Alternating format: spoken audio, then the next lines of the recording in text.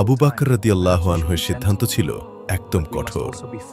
তিনি বললেন, আল্লাহর কসম, যদি তারা একটি দড়িও জাকাতের অংশ দিতে অস্বীকার করে, যা তারা নবীজি মুহাম্মদ ইবনু আবদুল্লাহ সাল্লাল্লাহু আলাইহির সময় দিত, তাহলে আমি তাদের বিরুদ্ধে যুদ্ধ করব।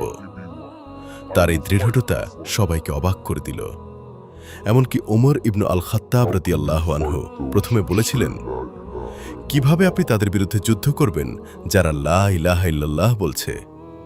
কিন্তু আবু বকর রাদিয়াল্লাহু আনহু স্পষ্ট করে দিলেন, নামাজ আর জাকাত দুটোই ফরজ। একটাকে মানা আরেকটাকে অস্বীকার করা, এটা গ্রহণযোগ্য না।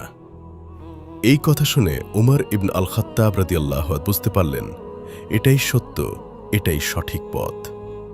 চারদিকে তখন উত্তেজনা, কিছু গোত্র শক্তি জড়ো করছে, পরিস্থিতি ধীরে ধীরে সংঘর্ষের দিকে এগোচ্ছে।